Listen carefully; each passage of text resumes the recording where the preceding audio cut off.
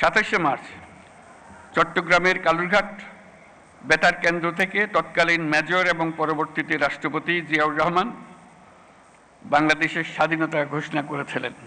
৭১-এর মুক্তিযুদ্ধে আমাদের সশস্ত্র বাহিনীর অবদান বাংলাদেশের ইতিহাসে স্বর্ণাক্ষরে লেখা থাকবে।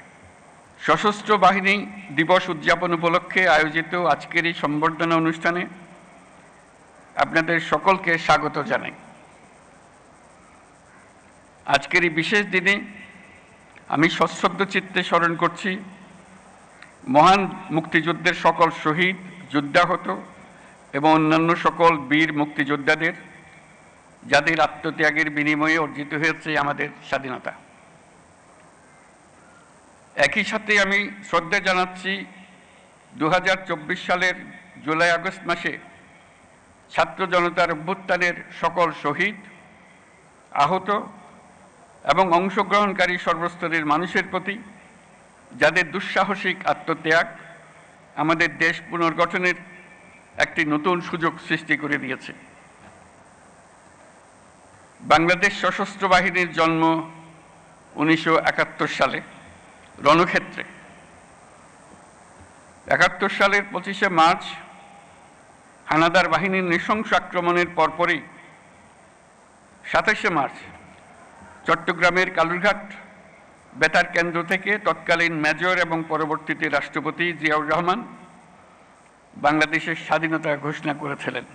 সানশাইন আটা ময়দা সুজি, ভালোবাসায় তৈরি। এরই ধারাবাহিকতায় 21শে নভেম্বর সেনাবাহিনীর সাথে নৌ ও বিমান বাহিনী সম্মিলিতভাবে পাকিস্তানি বাহিনীর বিরুদ্ধে লড়াই শুরু করে। এই কারণেই 21শে নভেম্বরকে মুক্তিযুদ্ধের একটি মাইল ফলক হিসেবে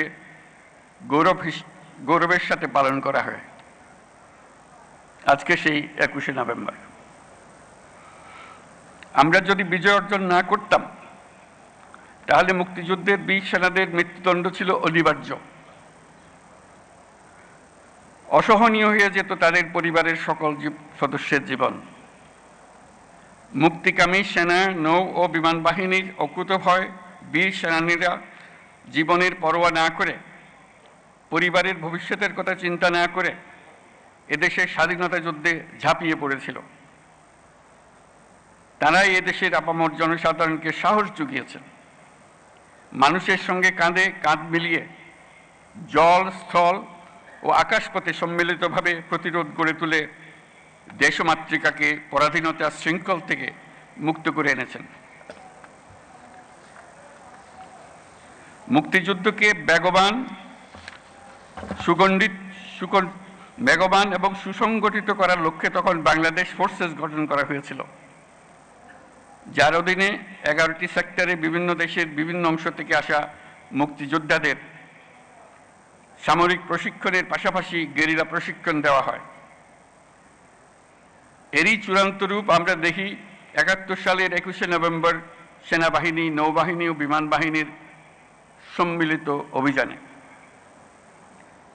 পাকিস্তানি সৈন্যদের বিরুদ্ধে এই যৌথ অভিযানেই 1971 সালের 16ই ডিসেম্বর বাংলাদেশের স্বাধীনতা সংগ্রামের চূড়ান্ত বিজয় এনে দিয়েছিল।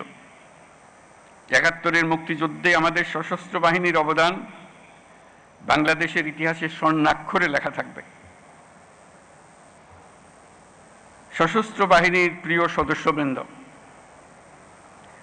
দেশের স্বাধীনতা সার্বভৌমত্ব রক্ষার পাশাপাশি দেশ গঠন ও জাতীয় দুর্যোগ মোকাবেলায় আপনারা সর্বদাই জনগণের পাশে থেকে কাজ করে যাচ্ছেন।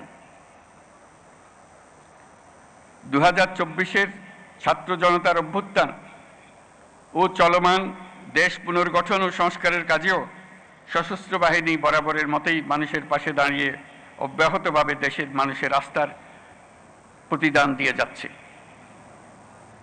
আমি বিশ্বাস করি গণতান্ত্রিক ও নিয়মতান্ত্রিক নেতৃত্বের প্রতি অনুগত বাংলাদেশ সশস্ত্র বাহিনী তাদের পেশাগত দক্ষতা ও দেশপ্রেমের সমন্বয়ে দেশের জন্য ত্যাগ ও তৎপরতার এই ধারাবাহিকতা অক্ষুণ্ণ রাখবে।